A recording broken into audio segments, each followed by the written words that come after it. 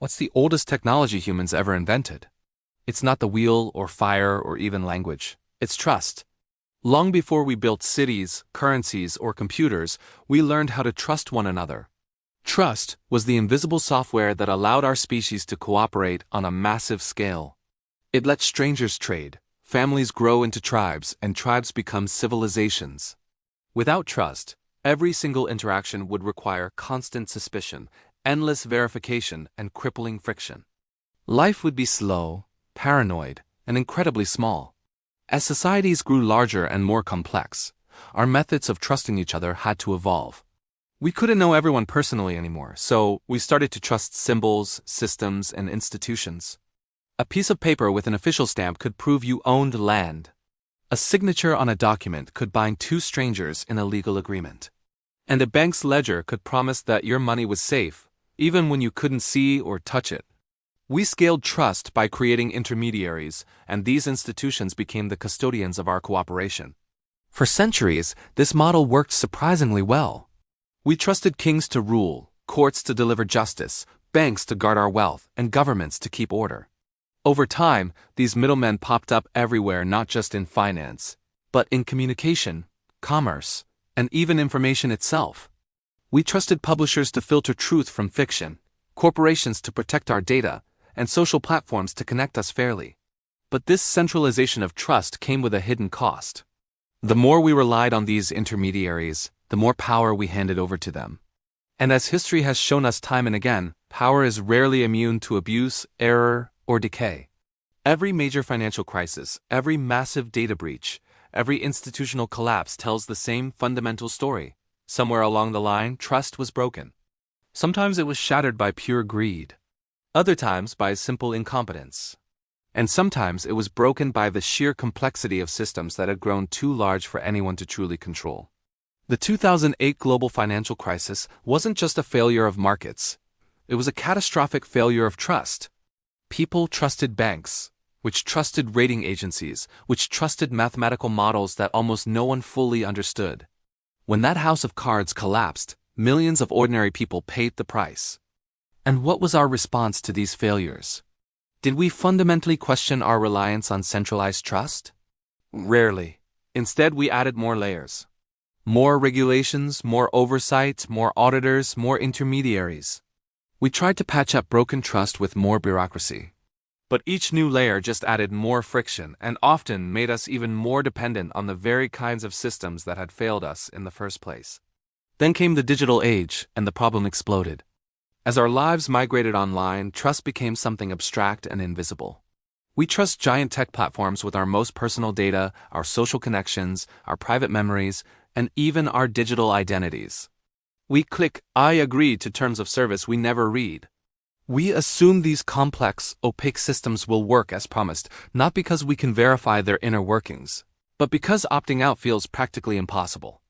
This is the great paradox of modern trust. We depend on it more than ever before in human history, yet we understand it less than ever. Most of us can't explain how money actually moves across borders, how our data is stored and used by corporations, or how the algorithms that shape our lives actually make their decisions. Trust has transformed from a rational choice into a blind leap of faith.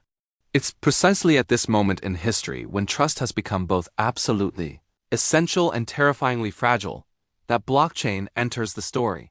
Blockchain didn't just appear out of nowhere as a solution looking for a problem. It was born from a deep, profound skepticism of centralized trust. Its origin lies in a simple but radical question. What if we could design systems that don't require us to trust any single person, institution, or authority? What if we could replace belief with verification? Think about that shift. Instead of asking, "Who do we trust?" blockchain technology asks, "What can we verify?" This might sound like a subtle difference, but it's revolutionary. Traditional systems are built on the assumption that someone, somewhere must be trusted to maintain the truth, a central bank, a government agency, a big corporation. Blockchain flips that on its head. It assumes that truth can be maintained collectively, through a combination of radical transparency, unbreakable cryptography, and democratic consensus. In a blockchain system, no single person or entity controls the ledger. No central authority gets to decide what is true or false. Instead, Every participant in the network can independently verify the integrity of the entire system for themselves. At first glance, this might sound almost antisocial, maybe even cynical. Are we designing systems based on the assumption that people just can't be trusted? Not exactly. Blockchain isn't an indictment of human nature. It's an honest acknowledgement of human limitations. People make mistakes.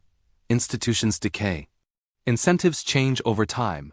Power concentrates and corrupts. Blockchain doesn't pretend these realities don't exist. It designs a system that works around them. By replacing our trust in people with trust in a process, blockchain offers a completely different foundation. The rules are written in code, not open to interpretation. Transactions are recorded immutably, meaning they can't be secretly changed or deleted later. And transparency is the default setting, not an optional extra. In theory, all of this dramatically reduces the need for blind faith. But this is where a much deeper, more fascinating question starts to emerge. If blockchain removes the need to trust banks, governments, or giant tech companies, what are we actually trusting instead? Are we trusting an algorithm? Are we trusting mathematics? Are we trusting the code, which was still written by fallible humans?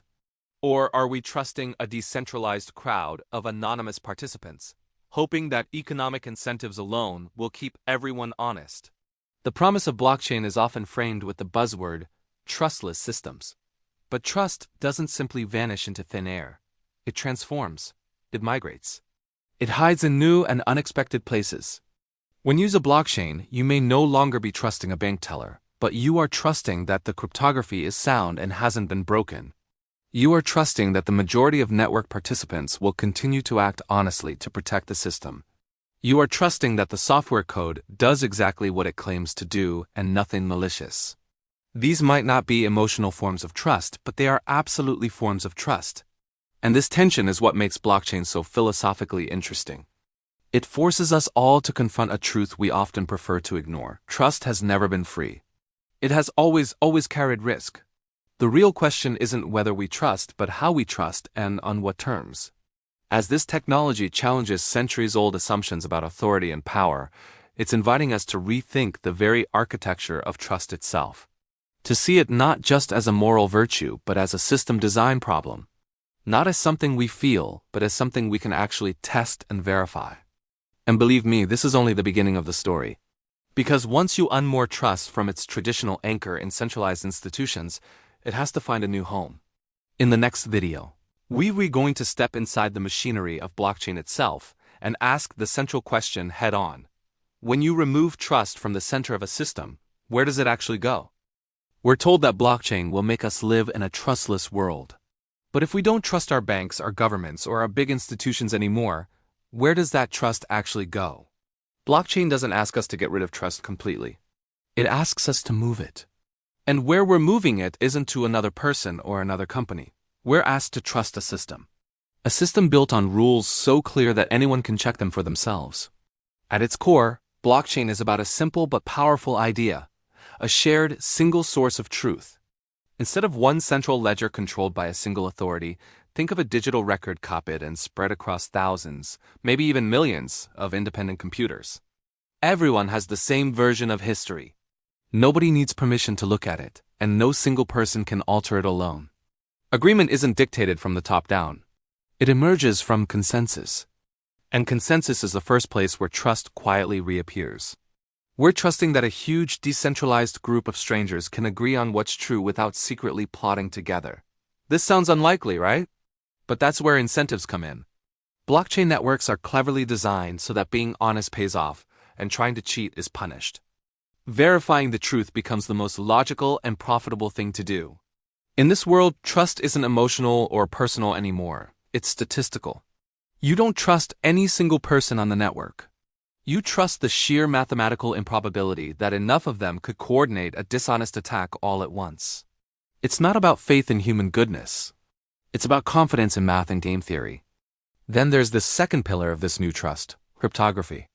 Digital signatures make sure that only you, with your private key, can authorize a transaction from your account. Special functions called hash functions link each block of data to the one before it, creating a chain where any attempt to tamper with the past is immediately obvious. Once information is recorded, changing it would require an almost impossible amount of computing power, So here, trust shifts again. We're trusting the math behind encryption. We're trusting decades of cryptographic research that has proven these systems are secure. We're trusting that it's far harder to break the rules than to just follow them.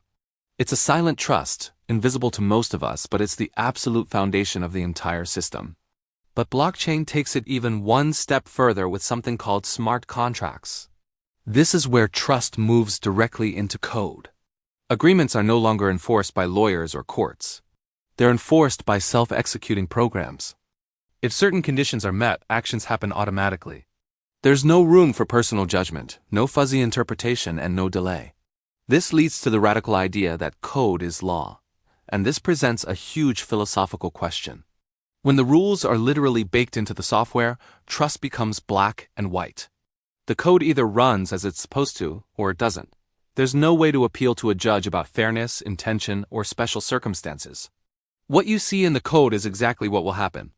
Supporters of this will tell you it's the ultimate way to eliminate corruption and ambiguity. Critics will warn you that it strips away our humanity, and honestly, they're both right. Think about it. In our traditional systems, trust often depends on flexibility. A judge can interpret the spirit of a law, not just the letter. A bank can step in and reverse a fraudulent transaction. A human can recognize when a situation is an exception to the rule. Blockchain is designed to minimize these very options. Its greatest strength is its unbending rigidity. And this rigidity reveals a critical truth. Trust hasn't actually vanished. It has just been compressed and front-loaded. Instead of trusting ongoing human judgment, we're placing all our trust in the original designers of the system. We're trusting that they perfectly anticipated every possible scenario. We're trusting that their code is flawless, secure, and aligned with our own values. And this is precisely where the cracks start to appear. We've already seen plenty of examples where this trust in code has led to absolute disaster. Smart contract hacks, bugs in the underlying protocol, and unforeseen economic loopholes have drained billions of dollars from these systems.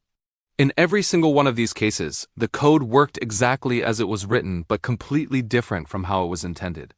These failures teach us something a little uncomfortable. Even in a system designed to minimize trust, humans are still at the very bottom of it all. Humans write the code. Humans design the incentives. Humans decide which rules are important in the first place. Blockchain can get rid of the middlemen, but it can't get rid of human error. So maybe the real change isn't from trust to no trust. Maybe it's from implicit trust to explicit trust. In the world of blockchain, trust becomes visible. It can be examined, challenged, and audited by anyone. The system practically invites you to be skeptical, rather than telling you to just have faith. Anyone can look at the ledger. Anyone can review the code. Anyone can run their own node and verify the rules for themselves. Trust is no longer something you just give away by default. It has to be earned through total transparency. This is a massive shift from how most of our modern systems work, where trust is often based on authority and secrecy. With blockchain, authority comes from participation, and secrecy is seen as a weakness. But even here, we see trust start to creep back in through the back door. The reality is, most of us don't have the time or skill to read complex code. Most of us will rely on user-friendly apps and interfaces built by other people. Most of us will just trust that the open-source community of developers has done its job and checked everything for us. Convenience quietly reintroduces the need to delegate our trust. We trust that the developers are competent. We trust that software updates are safe. We trust that the decentralized governance systems won't be taken over by a small, loud group. The human layer never really goes away. It just changes its form.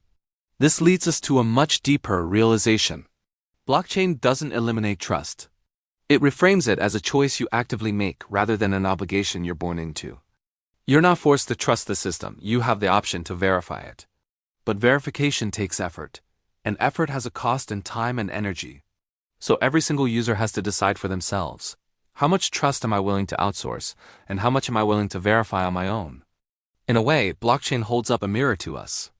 It shows us that trust has always been a spectrum, not an on or off switch. Complete distrust is paralyzing. Complete blind trust is reckless. The sweet spot is always somewhere in the middle. By decentralizing the act of verification, blockchain allows trust itself to be distributed, rather than concentrated in the hands of a few. This makes the system much harder to exploit, but it also makes our own responsibility much harder to ignore. The burden shifts from the institution to the individual. And that shift has consequences that go far beyond technology. When people can verify value without needing a bank, verify their identity without needing a government, and verify agreements without needing a court, the fundamental dynamics of power begin to change. Authority can be challenged, legitimacy can be programmed. Trust becomes modular, something you can plug in or take out. But this new modular trust raises a whole new set of questions. Who maintains these modules? Who updates the code? Who gets to decide when the rules need to change? As these blockchain systems grow bigger and more complex, they inevitably have to deal with governance. Decisions have to be made. Conflicts have to be resolved.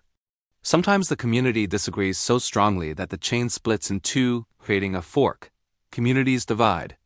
And once again, trust walks back into the room not as a weakness to be eliminated, but as an unavoidable part of human coordination. And so we arrive at the central paradox of it all. Blockchain was created to remove our need to trust powerful, centralized authorities, but it cannot remove our need to trust each other. Instead, it forces us to be much more precise about what we trust, why we trust it, and how easily we can take that trust back if we need to. In the final part of this exploration, we're going to step back from all the technical machinery and look at the bigger picture. What does this massive transformation of trust mean for society itself? How does a world built on verifiable truth, rather than institutional faith, change the way we organize, cooperate, and govern ourselves? And maybe the most important question of all, are we ready for the kind of responsibility that comes with it? When we talk about blockchain, we usually think about cryptocurrencies and technology. But what if I told you it's actually a philosophical revolution? A fundamental shift in one of the most basic building blocks of our society, trust. For centuries, we've been taught that trust has to flow upwards. We delegate it to governments, banks, and big institutions to keep society organized. Blockchain flips that idea on its head. It suggests a different way where trust is distributed sideways, shared across networks, and verified constantly by everyone involved. This forces us to ask a big question. What does trust even mean anymore? Traditionally, it's relational.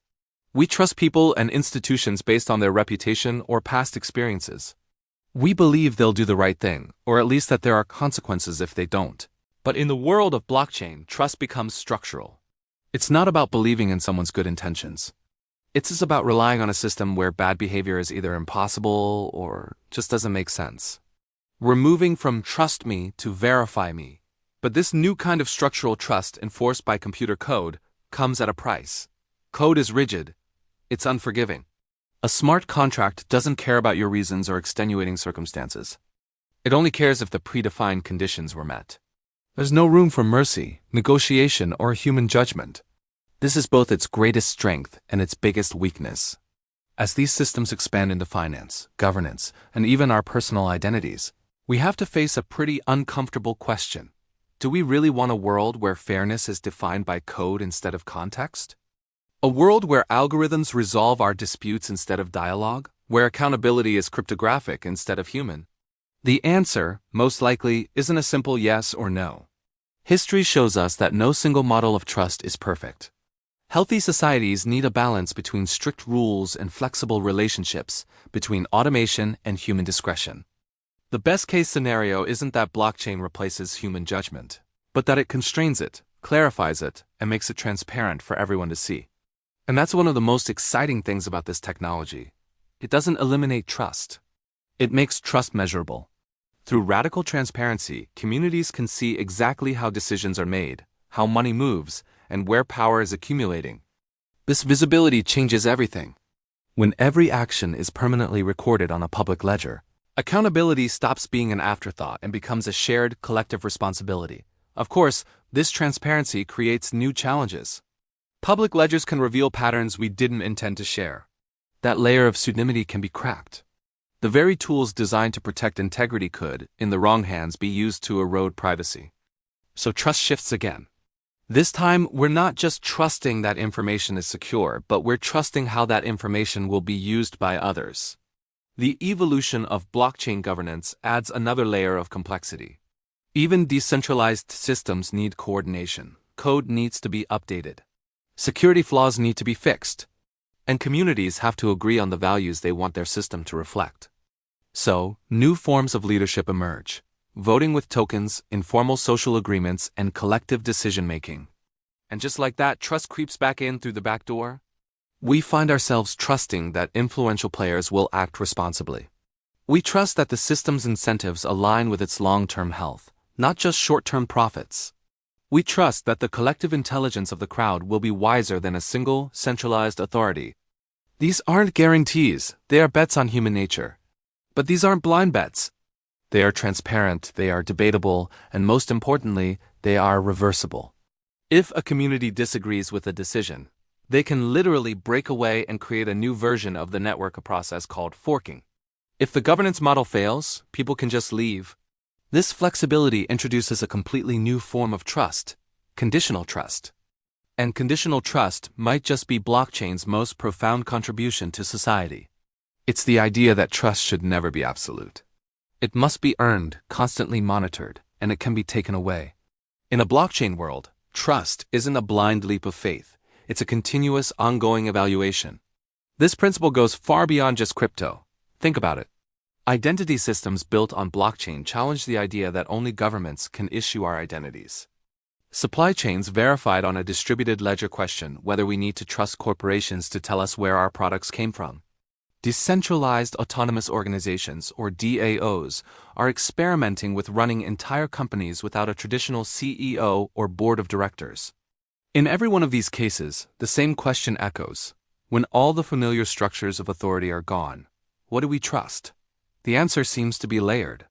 We trust the mathematics to enforce the rules. We trust the open and transparent nature of the system to expose flaws. We trust that the community will correct its own mistakes over time. And perhaps most critically, we trust ourselves to stay engaged and not just be passive bystanders. This is the big shift. Blockchain moves the burden of trust from institutions onto us, the individuals. It offers incredible freedom, but it demands responsibility in return. It empowers you, but it won't protect you from your own carelessness. In a world designed to minimize the need for trust, ignorance becomes a serious liability. This is where the whole philosophical journey comes full circle. Trust was never just about believing other people would do the right thing. It was always about how we manage uncertainty. Blockchain doesn't get rid of uncertainty, it just redistributes it. Instead of worrying if your bank will fail, you worry if a line of code has a bug. Instead of questioning the motives of an institution, you scrutinize the incentives built into the system. The object of our trust changes, but our fundamental need for it remains. So maybe the most honest way to look at it is this: blockchain doesn't remove trust from society. It forces society to grow up in how it handles trust. It replaces comforting stories with verifiable facts. It asks us to stop outsourcing our responsibility and start actively participating in the very systems we depend on for our daily lives. In that sense, blockchain is less about technology and more about social maturity. It reflects a world that's no longer willing to accept authority without evidence, promises without transparency, or power without accountability. As we move forward, the question isn't really whether blockchain will succeed or fail as a technology. The real question is whether we, as individuals and as a society, are ready. Are we ready for a world where trust is no longer something you give away by default, but something that is constantly earned, tested, and renegotiated?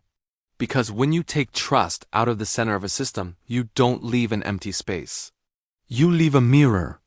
And what we choose to trust instead says more about us than it ever will about the technology itself.